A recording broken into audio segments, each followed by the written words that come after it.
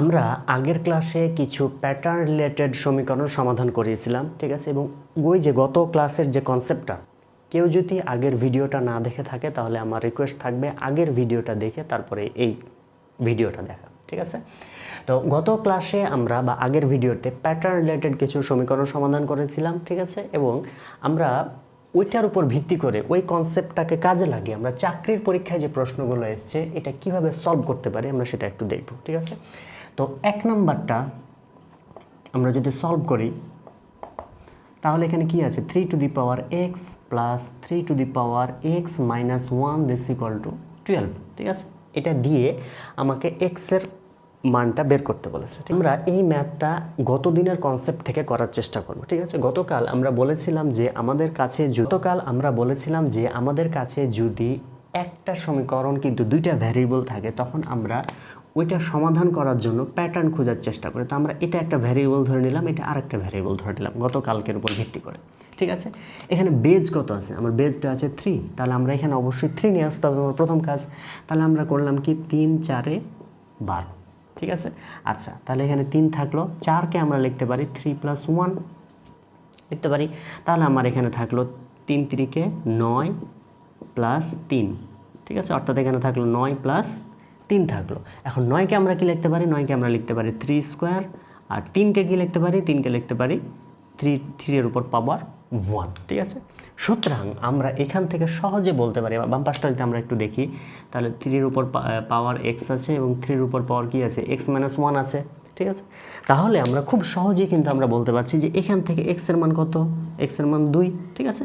এখন কেউ যদি আবার এইটা ভেরিফাই করে, অর্থাৎ x minus 1 this equal two কত? 1, তার মানে আমরা লিখতে পারি x minus 1 this equal two 1। তাহলে এখান থেকেও আমরা এক্সের মানটা কত পাচ্ছি? এক্সের মানটা কিন্তু 2ই পাচ্ছি, ঠিক আছে। তাহলে আমার যদি এটা পরীক্ষায় দেয় তাহলে কিন্তু আমরা খুব সহজে এটা সমাধান করতে পারবো, ঠিক আছে। এখন এরকম আরও কিছু প্রবলেম আমি লিখে যাবো, প্রত্যেকটা সলভ করার চেষ্টা করব এই কনসেপ্টের উপর ভিত্তি করে। একটার দিকে যদি আমরা দেখি তাহলে ছিল কি 3 এর উপর পাওয়ার এক্স আছে, মাইনাস আছে কিন্তু এবার 3 এর উপর এক্স মাইনাস 1 আছে দিয়ে 18। আগের মতোই আমরা 3 6 18 করে নিলাম, 3 একে 3 6 18, তারপরে হচ্ছে 3, এই 6কে আমরা লিখতে পারি কত? 3 দুগুণা 6, তাহলে আমরা এখানে লিখতে পারি 9, আর এই 2কে লিখলাম 3 মাইনাস 1। এটাই কাজ খালি আমার খুঁজে বের করে, যে আগে প্লাস ছিল জন্য প্লাসে নিয়ে এসেছিলাম, এখানে মাইনাস ছিল মাইনাসে নিয়ে আসলাম। এটা অটোমেটিক মিলে যাবে কারণ এই প্রশ্নগুলো দেওয়াই হয় একটা প্যাটার্ন ফলো করে, ঠিক আছে। তাহলে আমরা এখানে লিখতে পারি 27 মাইনাস 9, তো হয়ে গেল। আমার এটাকে লিখতে পারি 3 কিউব আর এটাকে লিখতে পারি 3 স্কোয়ার। তাহলে আমার বাম পাশে কী ছিল? 3 two the power x minus 3 two the power x minus 1। সুতরাং আমরা এখান থেকে খুব সহজেই দেখতে পাচ্ছি যে এক্সের ভ্যালু কত? এই যে এখানে এক্স ইকুয়াল টু হচ্ছে 3, তাহলে অতএব এক্স ইকুয়াল টু হচ্ছে 3। আমরা যদি এইটা দিয়ে সলভ করি তা হবে এক্স মাইনাস 1 ইকুয়াল টু কত? 2, এক্স মাইনাস 1 ইকুয়াল টু 2। তাহলে এখান থেকে আমরা বের করতে পারি এক্স ইকুয়াল টু 3, ঠিক আছে। আশা করি আমরা এটা বুঝতে পেরেছি। এবার আমাদের বিসিএস পরীক্ষায় এরকম কিছু এমসিকিউ এসেছিল, 43তম বিসিএসে 38তম বিসিএসে আমরা ওই বিসিএসের প্রশ্নগুলো একটু সলভ করি। তো আমরা একটু খেয়াল করি, এখানে আছে 4 এর উপর পাওয়ার এক্স আছে প্লাস 4 এর উপর পাওয়ার আছে 1 মাইনাস এক্স, ঠিক আছে, দিস ইকুয়াল টু 4, ওকে। আচ্ছা, তাহলে আমার এবার বেজটাকে 4 বানাতে হবে, কিন্তু 4 তো বেজ হয়েই আছে। প্রথম প্রশ্ন আমাকে বেজ বানাতে হবে 4, কিন্তু আমার এখানে বেজ তো 4 হয়ে গেছে। তাহলে আমরা কি করব? মাঝখানে প্লাস আছে, সুতরাং আমাকে প্লাসে নিয়ে আসতে হবে। তো আমরা একটু যদি চিন্তা করি, আমরা 4কে কি লিখতে পারি? 4কে লিখতে পারি 2 প্লাস 2, ঠিক আছে। তো আমরা লিখলাম 4 এর জায়গায় লিখলাম 2 প্লাস 2, ঠিক আছে।